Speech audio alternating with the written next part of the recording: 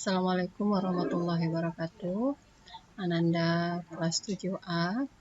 Kali ini Ibu akan mencoba membantu kalian memahami materi tentang pertumbuhan dan kualitas penduduk. Nah, di materi bahan ajar pada G-School di sana sudah dijelaskan secara tertulis pembahasan tentang pertumbuhan dan kualitas penduduk. Nah, penduduk itu adalah orang-orang yang tinggal di suatu tempat. Berarti kita yang tinggal di suatu tempat itu disebut penduduk. Misalnya penduduk Pegambiran, penduduk Lubuk Begalung. Nah, itu dinamakan dengan penduduk. Nah, jadi penduduk ini dia mengalami pertumbuhan. Ya, pertumbuhan itu terjadi karena adanya kelahiran, adanya kematian, lalu karena adanya perpindahan penduduk. Nah, di materi G-School itu dijelaskan bahwa pertumbuhan penduduk adalah perubahan yang menyangkut jumlah penduduk di suatu wilayah atau negara dibandingkan dengan waktu sebelumnya maupun kemungkinan untuk waktu yang akan datang. Artinya di sini pertumbuhan penduduk itu adalah perubahan jumlah penduduk. Bisa jadi tahun kemarin jumlah penduduk Lubuk Begalung itu ada sekitar 1.200 jiwa. Lalu di tahun ini terjadi perubahan jumlah penduduk menjadi 1.500 jiwa. Berarti di sana ada perubahan jumlah penduduk sebanyak 300 orang dari tahun kemarin ke tahun sekarang. Lalu yang kedua, perkembangan jumlah penduduk dari tahun ke tahun yang dinyatakan dengan persentase. Dan yang ketiga, keseimbangan yang dinamis antara kekuatan yang menambah kekuatan dan yang mengurangi jumlah penduduk. Nah, secara garis besar, pertumbuhan penduduk ini adalah perubahan jumlah penduduk. Ya, bisa jadi dia berkurang, bisa jadi dia bertambah. Kemudian ada lagi yang namanya kualitas penduduk. Nah, kualitas penduduk, ya, kalau tadi pertumbuhan penduduk itu kita bicara tentang angka, berapa penambahan, berapa pengurangan penduduk. Kalau di kualitas penduduk kita akan lihat aspek fisik dan non fisiknya. Berarti di sini kita akan lihat penduduk itu dari taraf kehidupannya. Ya, jadi kualitas penduduk itu kita melihat dari tingkat taraf kehidupan penduduk yang berkaitan dengan kemampuan dalam pemenuhan kebutuhan seperti pangan, sandang, perumahan, kesehatan, pendidikan, dan sebagainya. Nah, kemudian kita lanjut di halaman kedua, Ibu ulang dan tolong diingat pertumbuhan penduduk itu adalah pertambahan dan pengurangan jumlah penduduk di suatu wilayah. Nah, ada dua faktor yang mempengaruhinya, yaitu faktor alami. Faktor alami ini adalah faktor yang terjadi karena memang alamiahnya seperti itu. Nah, apa itu? Yaitu kelahiran. Ya, kalau kelahiran otomatis akan menambah jumlah penduduk, sedangkan kematian akan mengurangi jumlah penduduk. Nah, dan faktor kita bahas satu persatu dulu. Faktor alami, kelahiran. Ya, kelahiran dalam bahasa internasional kita kenal sebagai natalitas. Nah, sifatnya menambah jumlah penduduk. Di sini yang mendorong banyaknya kelahiran itu apa? Yang pertama, menikah pada usia muda. Karena usia muda adalah usia subur untuk reproduksi. Lalu adanya anggapan-anggapan kita. Yang pertama, anak itu sebagai sumber tenaga keluarga untuk membantu orang tua. Kemudian yang kedua, adanya pandangan bahwa banyak anak akan banyak rezeki, sehingga orang merasa dengan jumlah anak yang banyak maka mereka akan banyak mendapatkan rezeki. Kemudian selanjutnya, anak itu menjadi kebanggaan bagi orang tua, serta anak itu menjadi tumpuan harapan di hari tua nanti untuk membantu kelangsungan hidup orang tua. Jadi faktor-faktor inilah yang menyebabkan kelahiran itu meningkat. Nah, kemudian apa yang menghambat kelahiran? Artinya di sini yang membuat angka kelahiran itu turun. Orang menjadi kurang tertarik untuk memiliki anak. Yang pertama, adanya program keluarga berencana. Karena dalam program keluarga berencana ini, pemerintah menyarankan hanya cukup memiliki 2 anak saja. kemudian adanya ketentuan batas usia pernikahan. Kalau untuk Indonesia sendiri itu disarankan wanita itu menikah pada di atas usia 20 tahun, sementara yang laki-laki di atas usia 25 tahun. Kemudian ada lagi penundaan menikah sampai selesai pendidikan.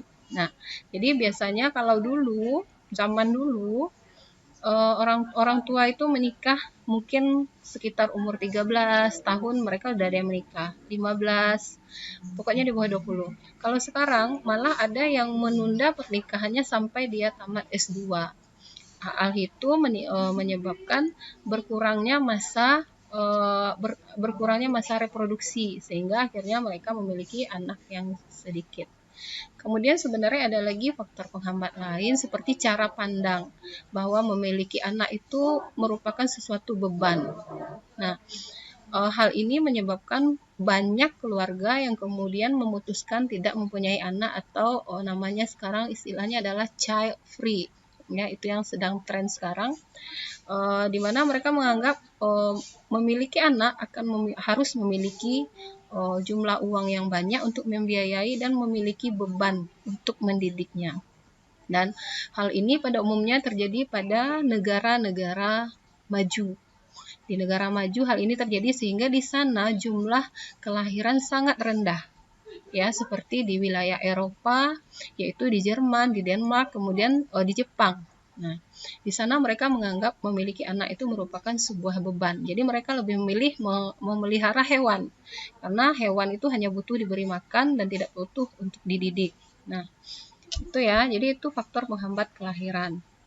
Kemudian untuk natalitas adalah faktor yang menambah jumlah penduduk. Lalu yang mortalitas atau kematian. Nah, kematian jelas sekali dia akan mengurangi jumlah penduduk. Nah, ini faktor pendorong kematian ya. Sarana kesehatan yang kurang memadai, rendahnya kesadaran masyarakat terhadap kesehatan, terjadinya berbagai bencana alam, lalu ada tindakan bunuh diri ataupun pembunuhan. Nah, kalau sekarang faktor pendorongnya salah satunya adalah maraknya pandemi COVID-19 yang menyebabkan sudah lebih dari puluhan juta penduduk di dunia ini meninggal karena COVID. Dan COVID itu hanya merupakan salah satu penyakit yang mematikan dan mendorong meningkatnya jumlah kematian. Ya. Kemudian rendahnya kesadaran masyarakat terhadap kesehatan itu juga menjadi pendorong kematian karena masyarakat sekarang yang kurang memperhatikan makanan, kurang memperhatikan pola hidup sehat, mendorong mereka untuk memiliki penyakit-penyakit degeneratif seperti diabetes, penyakit jantung, obesitas atau kegemukan yang berlebihan, sehingga hal itu akhirnya mempercepat mereka untuk tutup usia. Selanjutnya itu faktor pendorong kematian ya, bencana alam juga termasuk. Lalu bunuh diri, yes, bunuh diri juga termasuk ke sana. Kamu silakan lihat berita Jepang merupakan negara maju yang memiliki tingkat bunuh diri tertinggi. Nah, kenapa? Silakan searching sendiri. Lalu faktor penghambat kematian. Nah, apa kira-kira yang bisa membuat kematian itu terhambat? Yang pertama itu lingkungan hidup sehat, lalu fasilitas kesehatan tersedia lengkap, tingkat kesehatan masyarakat tinggi, semakin tinggi tingkat pendidikan penduduk, lalu adanya ajaran agama yang melarang bunuh diri dan membunuh orang lain. Nah, Jepang merupakan negara yang memiliki angka harapan hidup yang tinggi, sehingga Jepang itu memiliki orang tuanya di sana rata-rata umurnya panjang. Kenapa? Karena yang 4 poin itu, lingkungan hidup sehat, fasilitas kesehatan lengkap, tingkat kesehatan masyarakat tinggi, lalu semakin tinggi tingkat pendidikan penduduk. Kemudian faktor penghambat yang terakhirnya ajaran agama. Nah, kemudian kita lanjut faktor yang mempengaruhi pertumbuhan penduduk yang kedua, non-alami. Non-alami ini artinya terjadi karena penduduk itu yang menginginkan, yaitu pergerakan penduduk. Ada terbagi dua, imigrasi dan emigrasi. Migrasi itu apa? Migrasi itu perpindahan penduduk dari satu tempat ke tempat lain. dengan tujuan menetap. Misalnya kamu, Ibu yakin tidak semua Ananda adalah orang Padang. Mungkin kampung Ananda ada yang di Bukit Tinggi, di Payakumbuh, di Solo, kemudian datang ke Padang untuk menetap. Artinya Ananda atau keluarga Ananda itu melakukan migrasi. Nah, jenis migrasi ya ada namanya migrasi internasional. Nah, migrasi internasional ini adalah perpindahan penduduk yang terjadi antar negara. Misalnya orang Indonesia pindah untuk bekerja ke Malaysia, ke Hong Kong, ke Jepang, itu namanya adalah migrasi internasional. Nah, ada 3 jenis, yaitu imigrasi, emigrasi, dan remigrasi. Imigrasi ini misalnya orang luar negeri masuk ke wilayah Indonesia. Misalnya orang Malaysia lalu dia datang dan menetap ke Indonesia. Lalu emigrasi adalah keluarnya penduduk dari negara ke negara lain. Contohnya orang Indonesia kemudian bekerja ke negara Malaysia atau ke Jepang atau ke Arab. Kemudian ada remigrasi, kembalinya penduduk ke negara asal. Artinya misalnya setelah kita tadi orang Indonesia ini pergi ke Malaysia untuk menetap, lalu dia kembali lagi ke Indonesia dan menetap lagi di Indonesia. Itu namanya adalah remigrasi. Lalu jenis migrasi yang kedua adalah migrasi nasional. Dia terjadi di satu wilayah negara saja. Misalnya kita pindah ke Pulau Jawa, ke Pulau Kalimantan, ke Pulau Papua. Nah, itu namanya migrasi nasional. Nah, jenisnya ini cukup banyak ya. Ibu rasa kamu sudah pernah belajar ini di SD.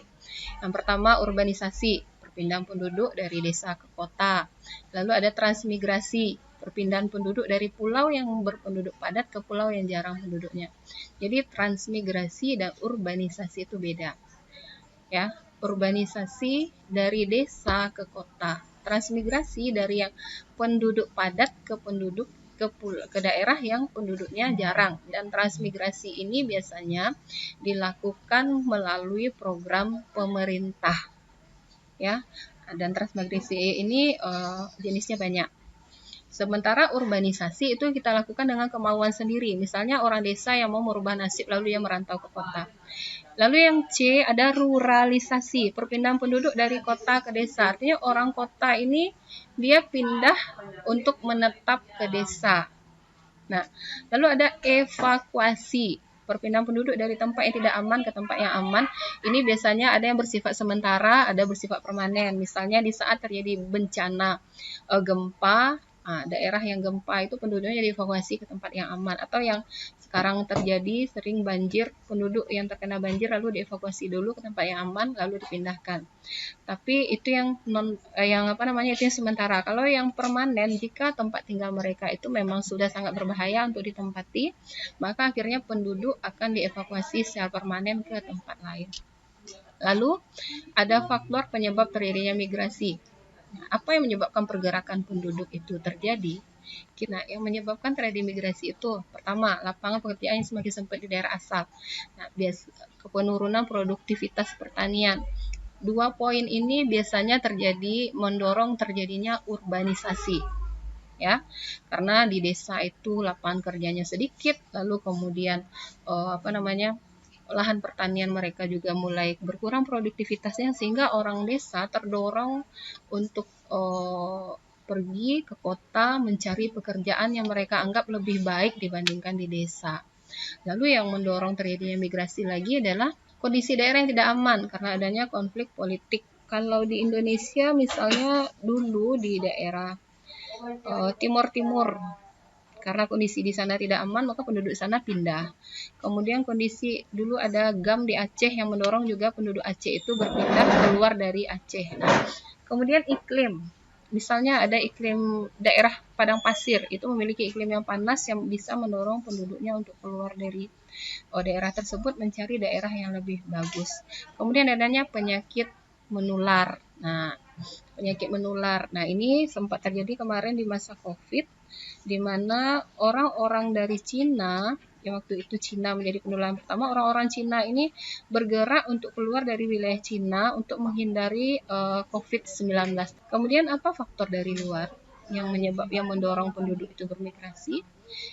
Adanya tersedia lapangan pekerjaan di daerah tujuan, lalu kesempatan memperoleh pendidikan yang lebih baik. Ini misalnya daerah perkotaan ya.